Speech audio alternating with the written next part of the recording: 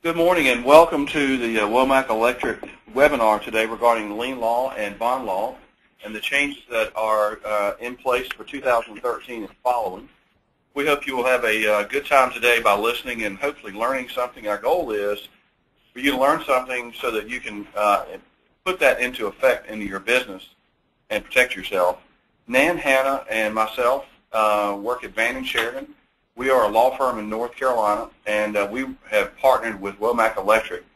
Womack Electric is putting this on and supporting this, sponsoring this, in an effort to protect your business as well as theirs with these new lien law and bond law changes. And their goal is to try and improve their business, but really, quite frankly, to help you in your business. So we hope you will enjoy today. This is an opportunity for you to learn, to ask questions. If you have a question, you're welcome to email that to question@vanattorneys.com. That's Question at Van, V-A-N-N, attorneys, ATTORNEYS.com. And with that, we wanted to recognize Jimmy World. Jimmy World has been the credit manager at Womack Electric for 21 years, almost now 22. He is a graduate of East Carolina, and he's an incredibly wonderful and gifted individual who leads Womack Electric in so many different ways, but does an awesome job with their collections, their AR, and other aspects of their financials. So with that, Jimmy, good morning, and we look forward to listening to you. Good morning. I couldn't have written that better myself, James. Thanks a bunch. Anyway, thanks everybody for attending and participating in the webinar. As James said, hopefully you'll learn something from this, as we all will. And again, thank you for participating. With no further ado, I'll jump right in. I'm Nan Hannah, and Michael. Thank you. I'm going to start us off and then hand you off to James and then pick back up in a little bit. But as I said, if you've got any questions, please feel free to email them to us, and we'll deal with those towards the end of the program. We're going to talk about several aspects of what we call Chapter 44A from the North Carolina General Statutes. The ones we're going to concentrate on the most today are those that went into effect on January 1st, because obviously those already apply to you. There are some changes coming effective April 1st, and we're going to talk a little bit about what those might be and why I use the word might, even though the law's already been enacted. So that's sort of our roadmap for today. I'm going to start with the background because I was part of the background and have suffered through this for several years now. Most immediate background was over the summer of 2012, during the long session of the legislature, a bill was introduced that started out of the North Carolina Bar Association's construction law section. The legislature looked at it, decided it was too comprehensive, broke it down into what they considered bite-sized pieces, and sent it to a legislative study commission, which shaped the law that's now in effect as of January 1st. For shorthand today, we're going to call it House Bill 1052. Obviously, it's parts and parcels of Chapter 44A now. The biggest issues that went into effect January 1st involve what's known as the Little Miller Act, that's public bond projects in North Carolina, the bankruptcy fix, and we'll explain why we use that term, for liens, false lien waivers, and then just for kicks and grins, we're going to throw in the change to the necessary and proper parties, though quite frankly, that's more of an attorney thing than a contractor-subcontractor thing. Again, this came from an effort by the North Carolina Bar Association's construction law section to modify and update Chapter 44A, which has not really been changed substantively and comprehensively since 1969. And since the industry's changed a lot in the time since 1969, there's some changes that desperately need to be made. Some of those are in this bill, some of them are probably yet to come. But you're going to get an idea of what's modernizing, or what modernizing may look like in the lien and bond area. If you're looking at the slides right now, there is a slide that's got minuscule print and letterhead from Fidelity National. Don't expect you to read the minuscule print, but I wanted to include this because in June, of this year, or last year, excuse me, 2012, the title companies sent a letter to everybody. It was an open letter indicating their intent to stop covering mechanics liens on property in North Carolina if something wasn't done to better protect title companies from losses they had suffered the preceding 4 or 5 years. That letter caused the legislature to decide to revisit the issue of what to do with title claims and led to what we call Senate Bill 42, the lien agent law, and that's what we're going to talk about at the very end because it's the one that still may have some changes. But I wanted you to see kind of where this all started. And with that, I'm going to turn it over to Mr. Van to pick up on the lien law. Well, you know, you can't have good law without having some definitions, and so the next slide that you're looking at has a few of the definitions that the new law put into place, and quite frankly, it's really not all that different from what was previously defined by the statute, but they tried to clarify a little bit. And so we've got 4 or 5 here, and the first one is the owner, and it really defines about who the person is that owns the real estate, or the entity that owns the real estate, and who the improvement's made for. We're not going to go through those necessarily, but to think about the next ones are a little bit probably more prevalent to think about in context of the liens, and that is who's the general contractor or the contractor. The contractor is the person who contracts with the owner. So that's something that we always ask our clients when they call us and go, we need to file a lien. Okay, who did you contract with? Well, if you contract with the owner, you'd have one type of lien. If you contract with a subcontractor or a general contractor, then you're going to be in a different realm. And then they define first, second, and third tier subcontractors as well. And again, the first tier generally contracts with the GC or the contractor. Second tier contracts with the first, and third contracts with the second. Makes a lot of sense. And so it's one of those things we just think you probably need to be aware of it because, quite frankly, when you're getting ready to file a lien, you need to think, who do I contract with? And as Nandy had said, the statutes that were enacted last year that go into effect this year was trying to fix what Nan has referred to and some of the others as the bankruptcy fix. And let me tell you why that's important, because knowing the history, I think, helps people understand the context of it. North Carolina lien law is written by the legislature of North Carolina. It's interpreted by the courts of North Carolina, can be interpreted by the federal courts as well. Federal court interpretation is not quite as common, but it can happen. And the way that happens is this: if there is a case that goes to federal court, and the bankruptcy courts are federal as well, if there's a case in the federal system that involves North Carolina lien law, then the federal courts look to the North Carolina lien law that, again, was written by the North Carolina legislature, and they interpret that. Most of the case law on lien law and bond law, at least on the state bonds, has been interpreted by state courts. That is, state judges sitting in a state courtroom making a determination or an interpretation of what that statute says. In the situation that we were facing back in 08-09 and some in 10, but mostly 08-09 probably, the bankruptcy judges were having a lot of people file bankruptcy. And again, it depends upon whether it was the owner, the contractor, or first or second or third tier subcontractor that may have filed.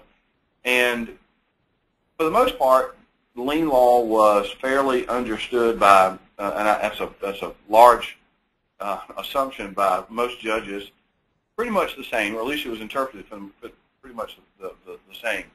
Well, the federal judge in this bankruptcy case decided to take a different approach and interpreted the statute differently. And the end result of his interpretation was that if someone in that chain, that is the owner, contractor, first or second, third tier, filed bankruptcy, then you couldn't file your lien unless you came to the court and asked. And by that point, sometimes it was too late, and even then they were saying no at times. So it sort of turned it turned lien law upside down on its head, and you had lawyers that routinely practiced construction law scratching their heads and trying to figure out what in the world to do. So that was part of the bankruptcy fix that the folks that were interested in the lien law changes really wanted to make sure got happened. So what happened was, in part of this bankruptcy fix with this new statute, they clarified under Chapter 44A11, it says that the claim of lien now is perfected when on the real property when it is served upon the record owner and filed also. So you got to do two things to have a perfected lien. You got to file it, and you got to serve it on the owner.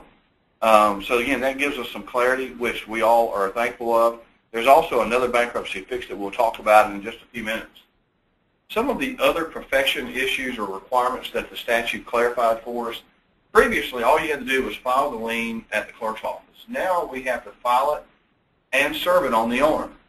And again, this is effective for projects that start after January 1st, 2013.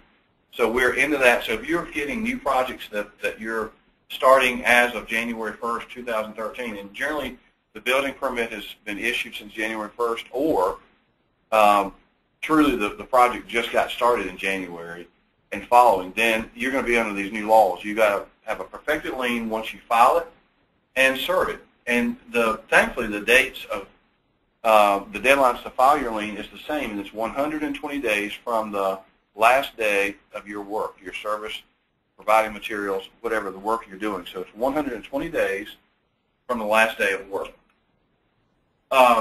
So that's one of the things we want to look at. Certification of the service, certification of that you've served the lien is part of the new law as well. And Section 44A12 talks about that it clarifies that the claim of lien on real property is to have a certification that you actually have already served the lien when you send it out. In reality, this is one of those nuances that will be fixed by the legislature, hopefully by April. What they're saying, and I think Nan alluded to it a few minutes ago, that there's going to be some changes in the lien law. The legislature passed this law.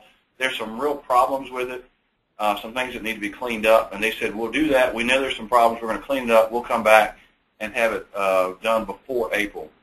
That's all what we're hoping. We'll see what happens. But one of the things they've got to clarify is this section here, because it really you can't send this out saying that I've already served it. In reality, you file it, you send out the certificate saying I've served it, and you send it out that day to notify everybody. Before you go on there, do know that one difference in the statute now from before is that service of this particular document is accomplished simply by putting it in the mail. We're going to talk about that right now, but that's why the language in that certification has caused great debate between lawyers, but when it was put in, it was carefully drafted in the past tense so that you could drop it in the mail and then sign the one you're serving and taking down to the clerk's office. It still needs clarification because there's a great debate between lawyers, but service in this case does not mean you have to show it's actually gotten in somebody's hands. You just got to know you put it in the post office in the proper place. And that's a real plus for all of us that are filing liens. So all you got to do, as Nan said, is just put it in the mailbox, addressed and stamped, and you're good to go. Well, let's look at the methods of how you could have those liens served. One is personal delivery, that is hand delivery, and that's not uncommon. It probably is not the most common, but it's certainly an option. That's have personal delivery. Another one is depositing in the United States Postal Service, as Nan alluded to a moment ago, and then also using overnight delivery like FedEx or UPS. Those are options as well. And the address that you would use beforehand, most of the time what we did is we looked at the Secretary of State website for information regarding the business if it was incorporated. If not, then you just try to serve it as many addresses as you possibly can get. Well, the statute changes gave us some clarity on that. They said you could use the address that's listed on the building permit, which hopefully you would have a copy of, and you can certainly get a copy. The address listed on the county tax rolls, or the address for the party's registered agent, which is with the Secretary of State. So those are some options that the statute has given us for addresses. who are the necessary proper parties? And we get this question a lot where people say, look, you know, I need to file a lien, but I really don't want to file it on the person I contracted with because they're a good source of my revenue and we've got a great relationship. But the problem is the people above them haven't paid them. So, for example, if you are a first-tier subcontractor and you contracted with the contractor and they just hadn't paid it because the owner hadn't paid them, well, in reality, you got to serve and you got to send the lien out. You got to name the general contractor, and if you have to file suit, you have to file suit against them as well. This change in the statute was implemented by a legislator that said subsequent purchasers of the property are not required to be listed. It doesn't say you can't, but it just says you don't have to. Again, it's one of those lawyer nuances, and I don't know if it'll get changed or not, but it's just one of those little nuances for lawyers to deal with. It's not going to get changed because one of the Republican leaders is the one that proposed it, but the long and short of it was he got caught in a bankruptcy case where a developer builder had gone into bankruptcy, and so he didn't name them because he didn't want to get tangled up in the bankruptcy. He just named the new folks that had bought the house and then got tossed out of court because he hadn't named the people that owned it, that he contracted with. So this is designed to actually say the flip side of what I think he meant it to say. It says that the people that bought it after it had been taken care of, after it had transferred after the closing, are not necessary and proper parties, but anybody that was in your contract chain is. So it's kind of dumb, but it's there. One of those things you've got to deal with. Well, let's look at the bankruptcy fix, part 2. And this is what we were alluding to earlier. The statute change says that a notice of claim on lien on funds is immediately effective upon the first furnishing of labor, materials, or supplies or services. So again, there's a real plus here. If you are a first, second, or third tier sub, you have an immediate claim of lien on funds the moment you start your work. The first day you start your work, you have an effective lien on funds for that material or services or work that you've done. This modification protects subcontractors in all of the tiers when a party above them files for bankruptcy. It'll be interesting to see how the bankruptcy court tries to interpret this going down. And again, it'll be a while before it ever happens, I'm sure, because the project has to get started and someone has to file bankruptcy protection. Some of the judges have sort of tipped their hat to some extent to say that they thought the decisions that were made in 2008 might have gone a little bit too far. But so it'll be interesting to see how they interpret this. But our hopes and prayers is that this will be fully effective so that any first, second, and third tier sub will have an immediate lien on funds if anybody in that chain files bankruptcy. And before you jump on, I'll add we have an appellate brief waiting with a federal judge in support of Judge Dowd's decision that says that you can file your liens post-petition in a bankruptcy. We're hoping that Judge Dowd's opinion will continue to hold, but we're also hoping that the judge above him will make a ruling so that we can erase Judge Leonard and Judge Small's opinions, which are contrary. The key issue, just to break it down, is the statute, we think, originally said you had your lien rights from your date of first performance and that you perfected it by serving something. The clarification in the wording is trying to make it abundantly clear that your lien exists from the day you walk on a project, and it doesn't matter when you choose to perfect it, just that you have a right from the get-go. That's going to be an interesting, we've never had this language before, the lien law statutes, so it's going to be an interesting argument. I can see some really interesting arguments coming up ahead of time. Say, for example, that there's a lien on funds, as this statute alludes to, but no one's filed an actual lien on funds yet. Whether or not that it becomes a argument for later, if money isn't there, you go, well, no, I had a lien on it. And Nan's shaking her head, but I'm just saying I can see the argument. No, because the language was very clearly placed in the statute saying that the parties have a right to use the money until you actually assert your lien. Again, that was written specifically because of the way Judges Leonard and Small chose to interpret what was existing beforehand, to say that you have a lien right, but until you assert it, you aren't stopping the flow of the money. Yeah, I don't disagree with the statute. It's going to be interesting. We're going to have all kinds of arguments because this is new stuff and people will be creative with it. But hopefully the statutes, the way they're written, will be interpreted that way. One of the other changes that the lien law made was the first and last dates of contractors. And it has to do with subrogation liens for subcontractors. And it allows the subcontractors to use the dates of first and last furnishings of a higher tier contractor, including the general contractor. So, for example, let's say you finished your work, but for some reason chose not to file your lien within the 120 days of your date of last work, but you realize that there's some lien protection there for you. You actually could use the general contractor's last date going forward. And the statute says, the wording of the statute is or, as in you can either use yours or theirs, but not both. You can't mix them. So that's one of the changes that the statute brought out, and it'll be interesting to see how that's used as well.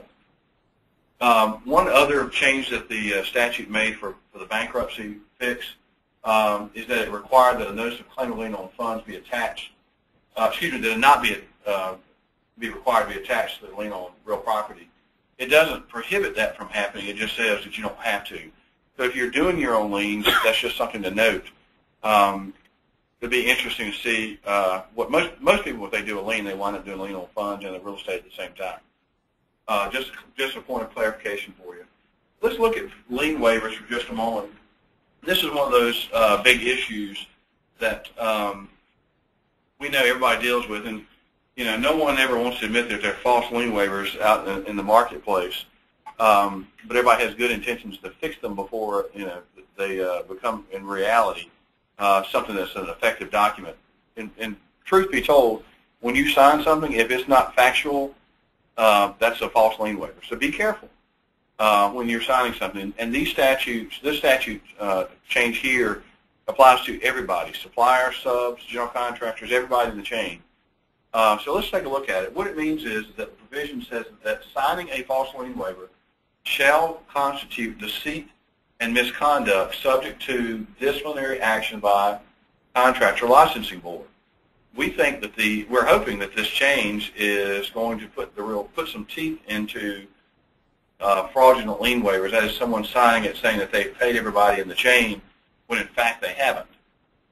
Because what this is going to probably have an impact on is that it may impact their license, and everybody wants to protect their license so that they can earn a living.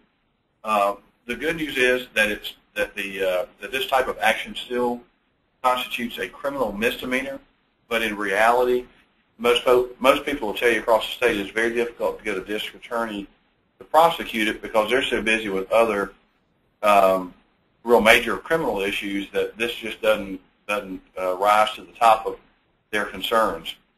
Can I snitch? Go one slide over. I'm going to snitch the next slide because I lost sleep last night over this one. I've got a situation. Dan signed a false lien waiver. No, I'm trying to keep the client out of this. Interestingly, these are the elements. What you're seeing on the screen right now are the elements of criminal misdemeanor. I've got an extremely reputable, always been easy to work with general contractor who has a project manager who has said, we won't change our forms for anything. The form says, and is to be signed and notarized, signed both by the sub and our supplier, and says that the money has already been received and it is sufficient. I have put my foot down because if my client signs that or if the sub signs that, they're both going to be signing a fraudulent lien waiver because we've got a lien. We know we haven't been paid. So a false written statement with knowledge it's false, if they're signing it and you know it's not true, then you know it's false, and the receipt of the lien waiver, and note that the person signing it can be at risk, but so can anyone that directs it. So I'm talking with a credit manager that's talking to one of their subordinates who's talking to this sub, who's talking to this general. There are 3 people there that could sign this that could be liable under a criminal misdemeanor. And I know this general contractor well enough to know that's not their intention. It's just a form, and you've got somebody who's been told, no, you will not change the form. It's about a 6-word fix. And with word processing, I think it can be done.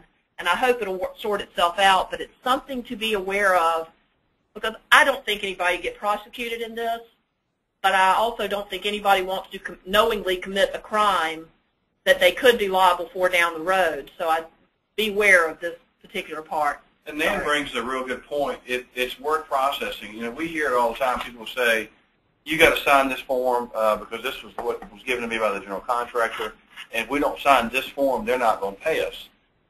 Well, that's all fine and dandy, but it's word processing, y'all. It can be changed. If someone drafted it, and I'm sure they may have drafted it a number of years ago, and they may not know where the Word document is, but it is word processing at its best, and it can be changed. So the thing that we're trying to get our clients to think about is to be really careful about these fraudulent lien waivers. I mean, there was a real intent with this statute to bring some awareness to this. A lot of folks wanted to make it a felony, but unfortunately, there are folks that didn't want that to be the case. And quite frankly, it's really no different than it's stealing, because if you sign it saying you paid everybody and you haven't, and you keep the money, that's stealing. We do that with a gun and a mask on, we go to jail. You do it with an ink and a piece of paper, and you may or may not get your hand slapped. So really be mindful about what you're doing, and we would encourage you to push back to set the standards saying, this is not accurate, it's not factual, let's make it factual, and I'll be glad to sign it. And be aware of the flip side of it. I always think about what happens if we end up in court, and whether you're a sub or whether you're a supplier, if you have signed a lien waiver that says receipt of which and sufficiency of which are hereby acknowledged, and you signed it and you signed it under oath, you're going to be on the stand saying, well, yeah, I signed it, but I didn't mean it. They said I had to sign it. The question is, whose gun was at your head? You're acknowledging by signing that you have been paid and that you're happy with what you got. So later, if you go back and say, yeah, but they never paid me, you're going to have a factual issue that you're going to have a really hard time overcoming. So there, besides the criminal side, there is just straight up trying to get paid side of it that says you got to be careful. As we had said earlier, that everyone is at risk with this. It's not just subcontractors, it's everyone. And it applies to anybody or any group of people who are persons who has a license that's addressed by the general statutes. So it could be contractor, entity, and qualifiers, general contractors, plumbing, heating, you name it, electrical. It's everybody. So if your company has a license, typically it could be that you wind up having to deal with it. So we don't want that to happen. And it's going to be interesting to see how the licensing boards deal with this. The part of the punishment, if you will, that will be looked at, or the sanctions that they could use, would be revocation of a license, suspension, restriction, or any of that combination. And they could impact the ability to act as a qualifying party for a license. So that's something, again, that you got to think about and figure out how to handle that. As we've said earlier, we put it in bold capital letters here. Don't execute false lien waivers. If the fact pattern of what you're signing doesn't match what's written on that lien waiver, don't sign it. What we've also encouraged at times to have people strike things out. Write out, strike it right in the margins, initial it, send it back in, and that'll certainly get their attention. And it may or may not go through, but at least hopefully you've had some response.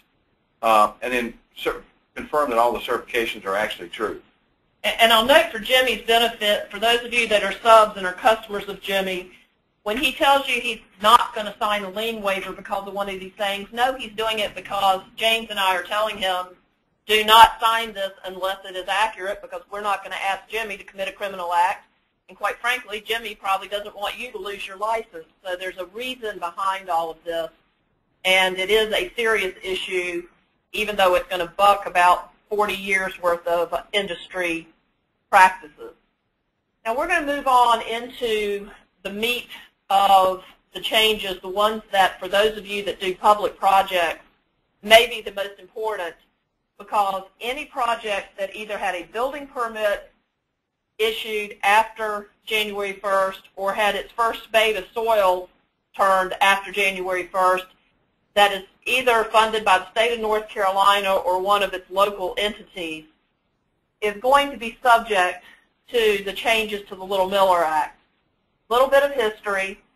This was done, again, because it's been a problem for general contractors in their terms for years. It became a problem for subs and suppliers with the downturn in the 2006, 7, 8 range. And the idea here is to avoid double payment for the contractors and to improve communications for the subcontractors. It is in effect now for any project that started after January 1st. And please note that does not mean your start date was after January 1st. It's either the building permit was issued or actual work on the project, as in breaking ground, began after January 1st. I would say that if you go first on a project now, I'd send one of what the notices we're going to talk about just to get the contractors used to seeing them. So why pre-notice? This one's a fairly easy one. Under the existing law, it was really and truly possible for a contractor not to know everybody that was on their project. And if a second or third tier sub, somebody that didn't contract with the contractor, had a problem getting paid, a lot of times their first communication with the contractor was a payment bond demand letter saying, we haven't been paid, we're going to chase your bond to get us paid. That's a pretty negative first impression. So part of this is just to improve the lines of communication. The only requirement prior to January 1st was that within 120 days you send that letter making your demand. And the reality is, for those of you that have done this for years and years and years and have done bond claims in the past, you know you used to send one of those letters to the contractor. They'd ask you to prove your claim. You'd send your invoices, proofs of delivery, proof of work done, whatever.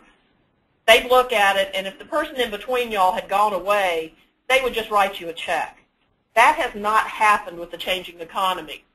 Even the most clean-cut, clear case is still going at least until lawsuits been filed, and usually up at least to mediation, and some on to court, just for the purpose of dragging it out, because a surety is not necessarily an insurance company, but a lot of times they're one and the same animal, and they're not in a hurry to turn loose of their money. They want to see if somebody else will jump up and pay. So it's gotten to be much better to try to get paid in the normal course than to just rely on somebody's bond. That's the changes to the law. One thing that's going to be hard for everybody in the industry is this is something new. The idea is to wave a flag and say, hello, I'm on your project. I am so excited I'm going to be working with you guys. We can't wait to get started. We're here. We want you to know we're here. If there's any problems, we want to talk to each other ahead of time. That way, hopefully, everybody sets their expectations for how money flows through a project, and no, my rose-colored glasses aren't that solidly in place. But it does provide an opportunity for you to get better information on the front end when everybody's still happy with each other, and for the contractor to know you're there if they otherwise might not see you because you might do something that happens off the project site. What stays the same, and I'm going to pound on this, I told a group earlier, I am a former school teacher, and they teach you in your education classes that it takes 5 to 7 times of handling information for people to retain it. I've done several of these presentations and have learned that folks that I know have done 3 or 4 of them still are having trouble grasping some of this. So I'm not going to apologize for the fact you're going to get repeated at several times here on things like this, because I want to try to do my best to make sure that the dates, the times, and the important information is pounded at you a little bit. So you still have to, if you're not paid on a project and you've done everything else, you still have to make your payment bond demand inside of 120 days, and it has to be served inside of that 120 days. You've got to have a green card back saying they know it's there, or you have to have a signature on a personally delivered letter saying they know it's there. You have to have something that shows that the contractor was on notice before the 121st day that you're making a claim on their bond. You still cannot file your lawsuit until at least 90 days after your last performance. So the contractor's got 90 days to try to get you paid before you can file a lawsuit. You can't deliver on Thursday. You can still send the payment bond demand letter on Friday, though I'm having that debate with a big contractor right now. But you can't file the lawsuit until the 91st day after your last date of performance. You still have to file the lawsuit within 1 year. There's an exception to that, but we ignore the exception because the exception can get you in trouble. So what is new? And there's a chicken and the egg problem here. There are 2 documents we're going to talk about, and we'll just take them in an order and try to keep track of them as you go. The contractor's obligation, and remember the definition of a contractor, because some of you on this phone are contractors. If you are a prime on a project, if you're working across the street from us on North Carolina State and you signed the contract with the state construction office or with North Carolina State to do the construction, you are a contractor by definition. If you signed the contract with their contractor, then you're a first tier sub. But be aware that some of you who think of yourselves as subcontractors can find yourself in the contractor's role under this definition. And you need to be aware of that because you have an obligation if that's the hat you're wearing. You must provide a copy of the payment bond within 7 days of receiving written requests from either a sub or supplier. I have already seen where this is going to be a challenge. If you ask for their bond, they are still going to be of a mind, and if you are a prime and you are the one that's got the bond, you're going to be of a mind that says if somebody asks for my bond, somebody's done something wrong. The concept here is that Jimmy Worrell, setting up his project file for the building over at North Carolina State, is going to ask for a copy of the bond, and he's going to ask for a document we'll talk about in a minute, the contractor project statement.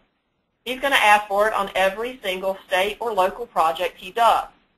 He's going to file a claim on 1 in 75, 80, or 100 of those, but he's going to have a complete file when he starts because that's the kind of thorough guy Jimmy is. So he's going to follow the law. He's going to send a letter when he first gets the project that says, "Hi guys, we are really excited to be on your project. We can't wait to get started. Would you please send me a copy of your payment bond and a copy of the contractor project statement so we can have our files properly in order to open this project?" So be aware of that. If you are acting as the contractor, be aware if you do not return that letter or the payment bond within 7 days of getting a written request, then you do not have the protections from double payment. So this is a critical step. You must, the sub or supplier then, must provide a notice of public subcontract. That is a form. It is a statutory form. It's got to look like the statutory form. For those that have access to our website at www.vanattorneys.com, we have the form on our website. It's available in the statutes, and it's available from a lot of the different organizations, trade organizations that are out there. You need to get that form back to the contractor within your first 75 days on the project. Now, I'm going to tell you what we're telling our clients is get that back early. Just part of that course. Jimmy sends a letter out, says send me the contractor project statement. He gets that contractor project statement back, and he immediately, or if you give him the contractor project statement, he immediately then sends this notice of public subcontract. So he can't forget, he can't wait to see if a project's in trouble. He just gets it off as a matter of course on all public projects. It should not be perceived as a I don't trust my customer letter. It is a the state says I have to give you this, protect myself, so here it is. Hint, hint, hint. Early is always better than later. But you're going to mess up some. So what if you blow the 75-day deadline? And if electrical, this comes to me as something that can happen without any intent, and that is you go and you put the temporary power onto the project early, then you have about 6 months you're not on the project, and then you go back and you start providing more stuff, and somehow you never got paid for that temporary power. You're now way outside of your 75 days. Hopefully that temporary power wasn't a whole lot of money, because you've got a second chance at this apple if you realize 90 days out that you haven't sent that notice of public subcontract. Go ahead and send it. It has a 75-day look back. There is nothing magic about 75 days. It was negotiated between all the parties and came out. That's what they decided was a fair number. I will tell you it started at 15 days, so 75 is a lot better than 15. But a 75-day look back means you can go back from the day they received that notice, the 75 days before that, any invoices that are out there will be covered with the potential for double payment or anything else. Anything before that 75 days, you're not protected. If you totally blow it, you forget, you never send it on the project, you have a right to claim up to $20,000, but that's the maximum recovery you can have. And if you know when you go on a project that you're only providing one room worth of lighting, or you're only wiring one room, it's never going to get to $20,000, then you don't have to do the notice. I would submit that getting in the habit of doing the notice on everything is probably preferable. If the contractor does not provide the bond, this goes back to your requesting the bond, within those 7 days, then the old law applies. But protect yourself and don't worry about the exceptions that you could dodge. There are service requirements both for your request for the bond and for serving the notice of public subcontract. And these are pretty, this is one of my problems with the law, is there are about 10 different service requirements depending on what documents you're talking about. Keep in mind that these two, your request for the bond and your notice of public subcontract, have to go by some method where you can prove who signed for it. Certified mail is always good. They've added signature confirmation, which is a product of the Postal Service that's not as detailed as certified mail, but it does give you a signature of who actually accepted the letter. You send it to the contractor, any office regularly maintained for the transaction of business, or if they've sent the contractor project statement, you can send it to the person they've designated as their agent for receiving this type of notice. So you've got two choices there depending on whether you have the contractor project statement or not. Or any method, and this is the lawyer in me, any method designed in service of a summons. You can use a public process server, an overnight courier with a signature, and make sure you get that signature because there are all sorts of ways they forget to do that. But the biggest thing is make sure when you complete your file, you have something that shows that you have service of anything that you sent to them pursuant to the statute. The notice of public subcontract, and this is my chicken and the egg problem, the contractor, it builds off the contractor project statement, which we'll talk about in a minute. The notice of public subcontract is pretty easy. It's your name. You are the sub, whether you're a sub or a supplier, you are the sub who's giving notice. So it's your name and your address. It is a general description of the work, of the project where the work's being performed. The contractor's project statement should give you that information. If for some reason you do not have it and you want to send this notice anyway, then it needs to be a street address, a legal description, what the tax office has, which is hard because the tax office usually doesn't list public property. Anything you can find that reasonably describes and makes that property unique to any other place in the world. A general description of your contract with whoever you contracted with. So if I'm representing Jimmy, Jimmy is doing this form, Jimmy needs to put in that form that he's operating on an open account agreement with you, on a purchase order with you, a sub-contract agreement, whatever form that takes, that needs to be described here, including the names and addresses of anybody above you. So be aware that that part's going to be a little more detailed to your relationship and how you fit on the project. Then finally, a general description of what you are going to do. So if it's Womack, they're going to provide electrical equipment, gear, and lighting, for example. But just that general, you can't say provide building products or materials. You've got to be enough detail that they can figure out who you are and what on that site probably came from you. Again, your safety net is a $20,000 claim. Less than that, you do not have to send anything. Or if you completely blow the 75-day look back, you can still recover up to $20,000 on that project, or at least claim it. I won't say you can recover it. This only applies to state and local public projects where the payment bond is required. Be careful. I have had many a case where a dorm was being built right in the middle of the Centennial campus of North Carolina State University, but was not a public project. So that's why I suggest you ask for the bond early so somebody can tell you it's not bonded early so you will know. Because it is possible with new public-private projects to have states lease the land to some foundation or organization who then hires a contractor who then builds. And I always thought that was just to mess with the subcontractors and suppliers, but I finally figured out that that really wasn't the purpose. That was just a beneficial byproduct. What really it was designed for is, using the Centennial campus as an example, they want to get grad students to live on campus. Grad students do not want to live in dorms.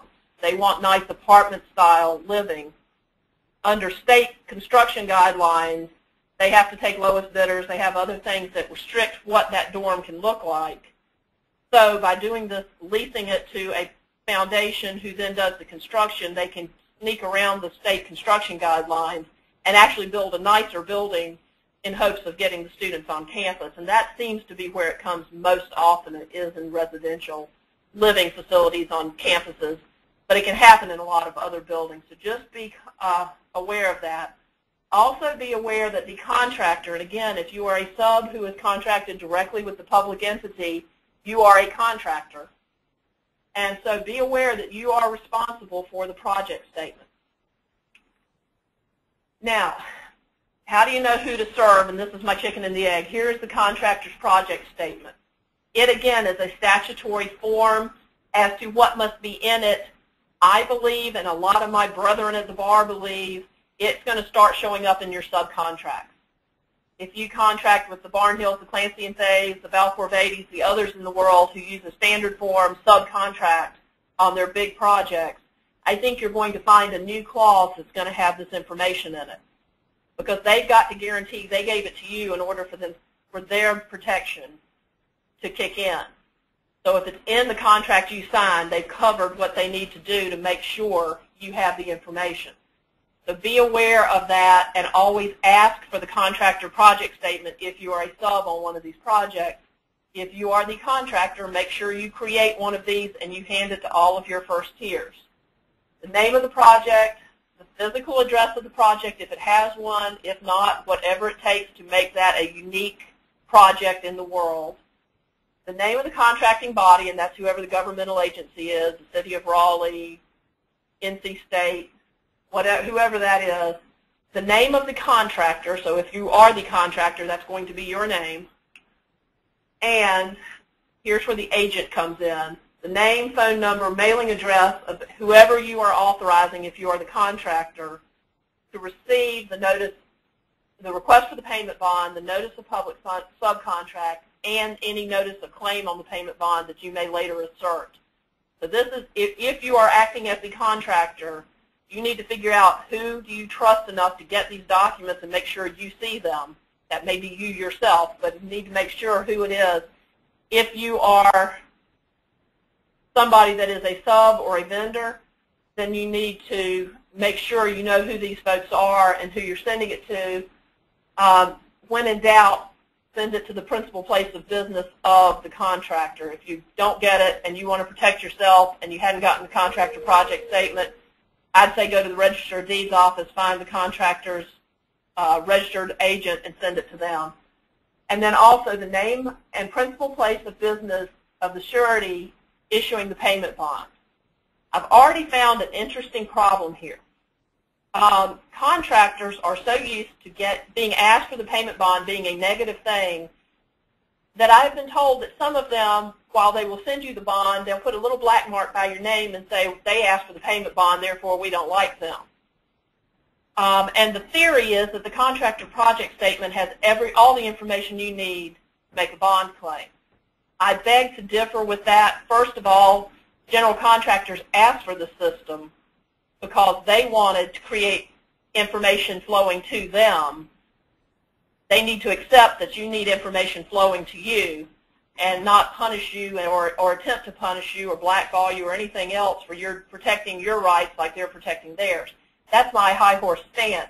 But the other part of it is you don't have everything you need for the payment bond on this contractor's project statement. You don't have the bond number. You don't have the amount of the bond. So there's information that you and or your attorney are going to want when you assert that bond claim, if you have to, that is not contained anywhere but on the face of the bond. So work on your public human resource skills, human interaction skills, and help break that theory that asking for the bond is a bad thing. It is a necessary step to achieve the goals of everybody in this process. How do you find the CPS? This is a question that's already come to me from several clients. The first and foremost thing, and the thing that everybody on this phone call needs to understand, the contractor is required to provide it to their first-tier subs. And equally important, the first tier has to give it to any second tier they hire, and that includes your suppliers. If Jimmy Worrell gets the contractor project statement and then gets hold of a vendor who's going to specially design a panel box for a specific project due to plans and specs of that project, Jimmy has got to send that contractor project statement on down to his vendor. So just because you got it doesn't mean you don't have to pass it along. You need to be aware of where you are in the chain, and you need to pass it along if you're retaining somebody specifically for that project. The idea here is that it will flow down and the information will flow back up to the contractor. The question that's come from several of our clients is they don't really want to wait for the sub to give it to them. They'd like, if they already know who the contractor is, they just as soon call Barnhill, Clancy and Fays, Balfour, whoever else, and say, hi, we're here, can we get the contractor project statement? I have to believe that a contractor is going to give that up in a heartbeat because it's their protection. Even though they are not obligated to give it to the second or third tier, my bet is they will give it up in a flying flash because then they know you're there, you know they're there, everybody's on the field. So I would say ask your tier above you for it, but when in doubt, go ahead and ask the contractor for a copy as well. Interestingly, there's nothing in the statute that says how you go about asking for that. I think email will work, smoke signals will work, anything that gets you a copy of it, but I would keep a record that you asked for it. So if you don't get it, you've got a record of that you at least made the effort. What if, and this is going to happen on a fairly routine basis, what if somebody fails, a first or second tier fails to give you a contractor project statement? Your defense is to withhold your services until you've gotten that statement. That's the teeth in it. If you're not willing, they can't backcharge you for time lost or anything else. If they have not given you what they needed to give you, you withhold your services. So if Jimmy says, I am not shipping because you have not sent me that contractor project statement, he means it because that's his protection. If he ships, then he loses his rights under this to protect himself and to make a claim on the bond. So you've got to be able to stand up here, but it's why I think you go ahead and ask the contractor for it because you don't really want to be the one withholding your services. Hey, Dan, can I ask a question? Absolutely. Did they lose their rights because they didn't get it, or they lose their rights because they didn't send out the notice? Because they didn't send out the notice of public subcontract. Thank you. So that's, I mean, the key here is getting the pre-notice into the contractor's hands in a timely manner. I don't think it matters how you get the notice. It's designed for the notice to flow. There's going to be an education period here of people that say, yeah, they gave me that piece of paper and I stuck it somewhere. It's floating around my truck. Don't be afraid to just contact the contractor and say, look, I love my customer and they're probably going to get it to me in the next couple of days, but just to be safe, go ahead and send me that contractor project statement so I can do my notice and we can get on this project. I do not think they're going to hold that against you in any way, shape, or form. And quite frankly, from having gotten blasted by a contractor earlier this week for having operated under the old law and made an early payment bond demand for which they are most unhappy, that's what this is going to solve. If you can send a warm, fuzzy letter that says, we are so excited to be on your project, we're glad you're here, here's my contact information, let me have yours, If you have any problems, let's talk to each other. It's going to be a much better situation than the sub or the supplier who is remote from the project, whose first contact with the general contractor is a payment bond demand. So there are benefits to be had here if this is used in the spirit in which it was intended from all the parties involved. But be careful and set up your practices for this, because you can, if you get sloppy, you can lose your right.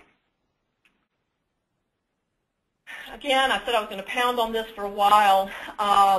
Nothing here changes the federal projects. If you're working on Bragg, you're working at Cherry Point, you're working at Butner, you're working on a post office. None of that has changed. That's still the federal Miller Act. That's still a 90-day notice. All of those things. It applies solely to North Carolina state and local projects, your schools, your courthouses, things like that. And it is now effective. The slide was done before January 1st, but it is now effective. All right, let's move on to, oh, excuse me, not quite. Remember, there's no service mechanism provided for the CPS. It just has to get there. So a contractor may email it to you. They may do anything. I think they're going to do something where they can prove it. It's either going to be in that subcontract you sign. It's going to be by certified mail. It's going to be in a way they can absolutely prove you got it. But that's just my supposition. If a year later the first tier says, someone handed me something, but I didn't really pay attention to it, and I didn't send them anything, and then I don't remember, you're not going to be able, if you went ahead and supplied to that project, you're probably going to have your bond claim defeated. So just make sure you treat these papers with the respect to which they're entitled.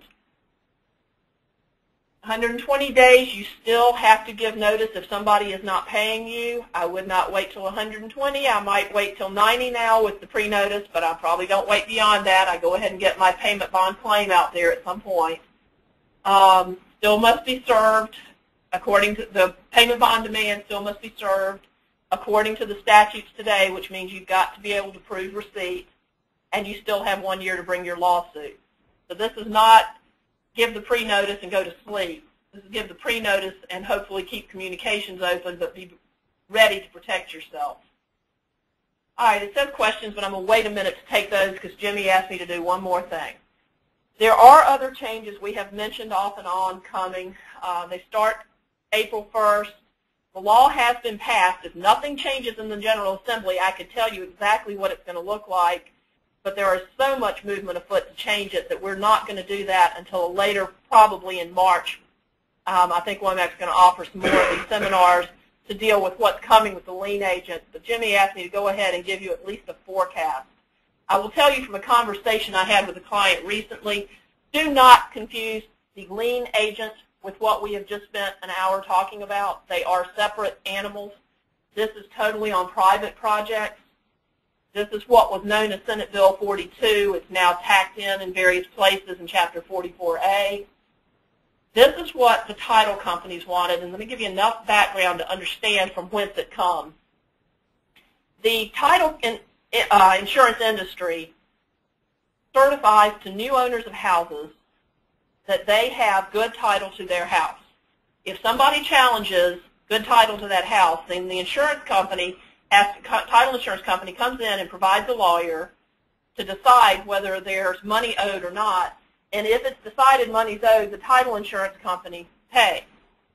So they have a risk if something happens that they can't control. That's a risk they can't factor into their funding. I don't want to sound like I'm defending them, but I at least understand what this is coming from. The general concept where this issue arises is a direct lien on the real property. It is not the subrogated lien. That generally is a separate animal. They do not care about the lien on funds. The lien on funds gets cut off at closing. They care about John and Susie Smith coming in and buying ABC Construction's house that was a spec house, and John and Susie come in and buy it off the spec market. And then 60 days after closing, Jimmy calls us and says, hey, we didn't get paid for that project, and we had contracted directly with ABC Building, so we want to file a lien. Under the current law, You can file that lien.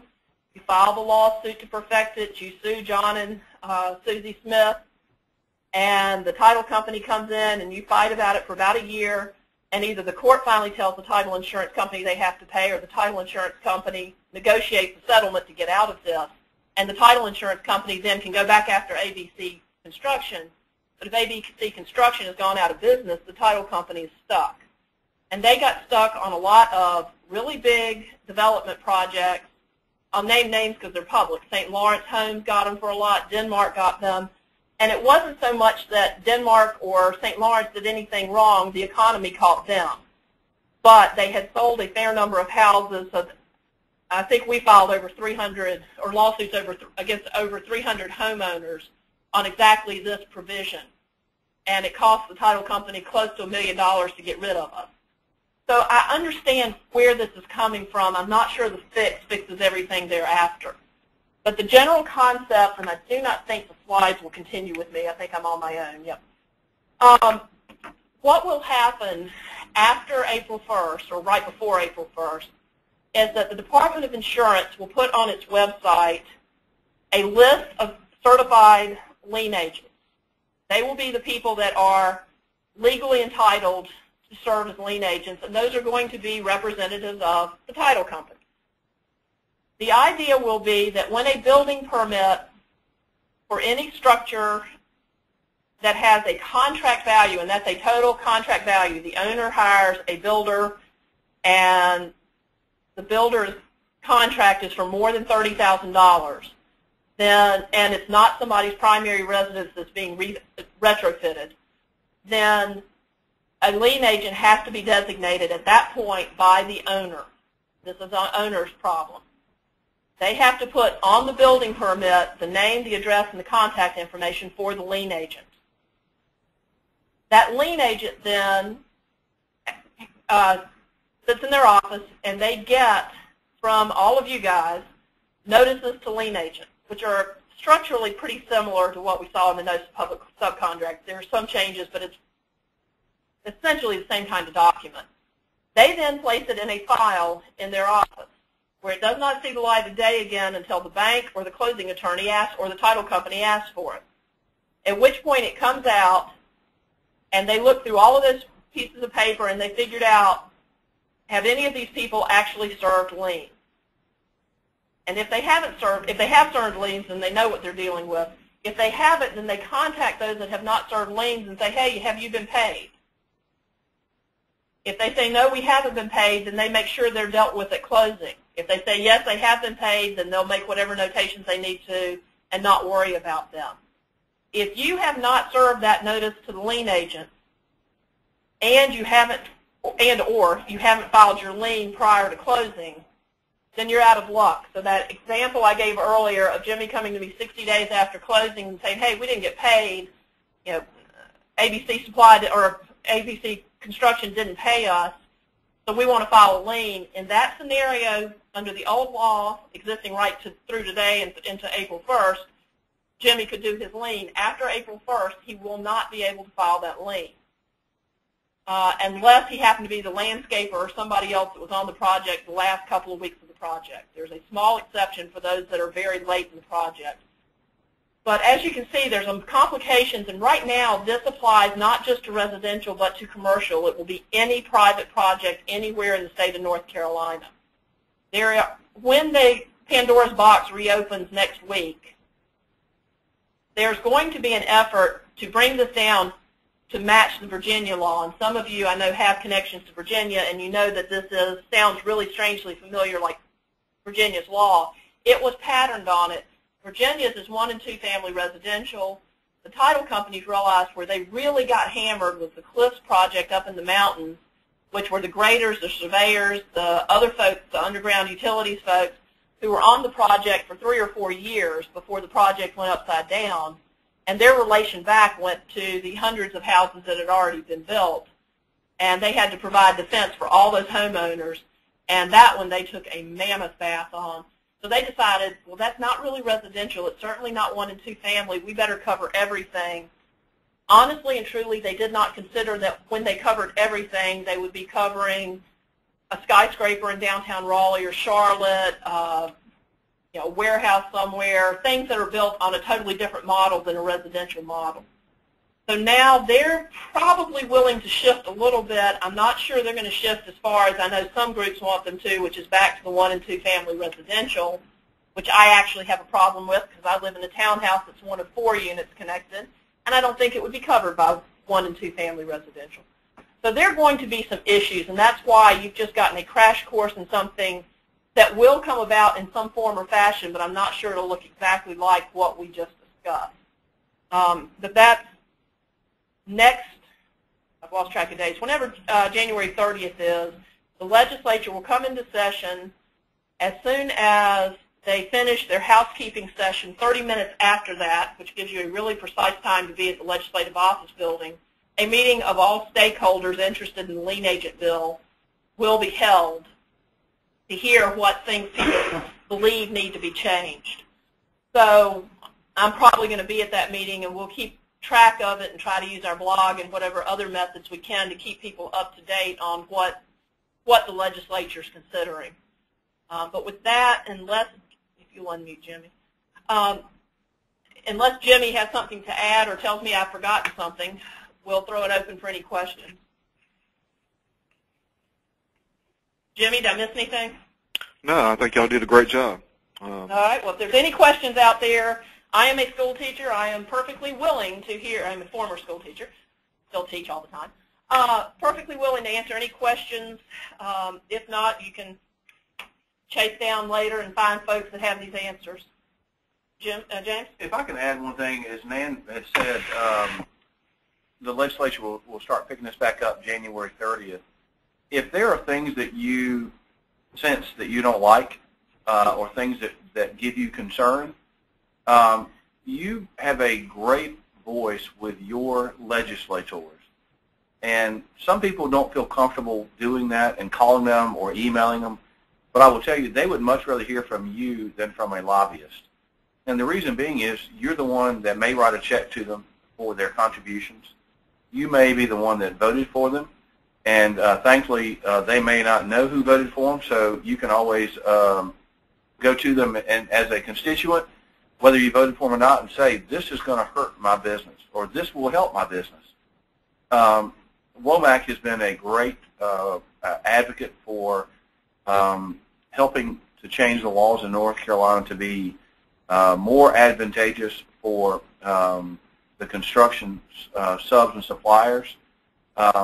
And quite frankly, we all owe it to ourselves to do that. So we want to encourage you to reach out to your legislators to say, hey, as this bill develops, whatever comes about, because quite frankly, we don't have any idea really what's going to happen in it, having your voice is really huge. And share that with Jimmy as well. If you will reach out to him and say, Jimmy, this piece of the bill is going to kill us. Or if we could change it this way, it would be really helpful. Number one, Jimmy would like to hear that, and he is actually on a committee that would be willing to take that up and try to get those matters changed to help your business.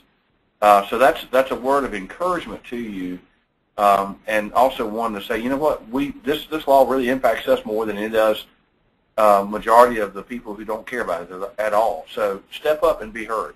Yeah, let me share a story along those lines that I had forgotten to share, which is there is a young legislator who is very well respected down the street. He is a lawyer as well as a pharmacist of all things, but I've gotten to know him through the years just as the lawyer side of him. And he called me, this bill passed in June, he called me in August, and he was running for re-election, so he'd been out meeting with his constituents. He'd been in to a supplier, a big material supplier's house, and the folks were telling him about how bad this lien agent specifically issue was going to be for them. And so he called me and he said, man, I know I voted for it because this was one of those things that passed at literally 12:15 or 12:30 in the morning, the last day of the legislature. He said, I know that I voted for it because they told, legislative leadership told me to. And I remember vaguely looking at it, but I really didn't have time to study it.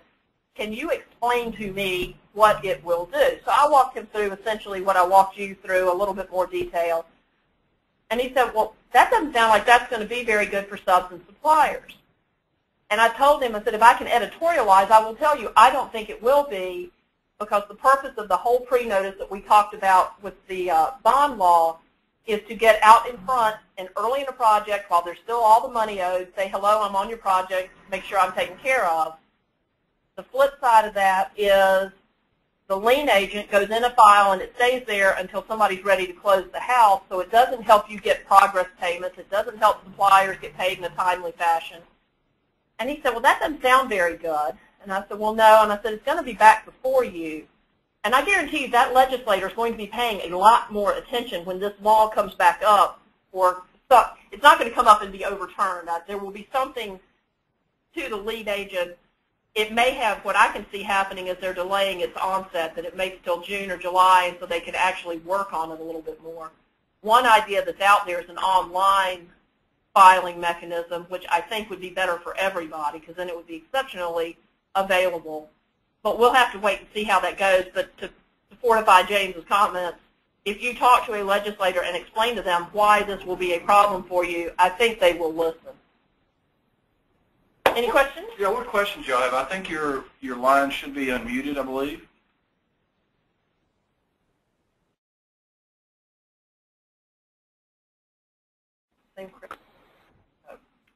He's still unmuting. I'm here now.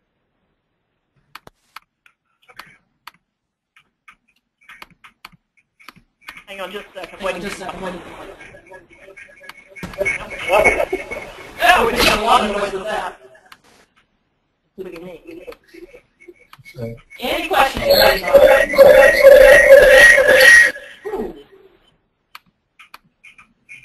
All right, well, Jim, you want to close this up? Again, thanks for participating in the webinar. If you have any questions, you can still send the email to question@vanattorneys.com, or you can contact me at 1-800-280-1586 or jworrell, W-O-R-R-E-L-L, at womackelectric.com. Again, thank you for participating. Thank you all so much. Have a great day.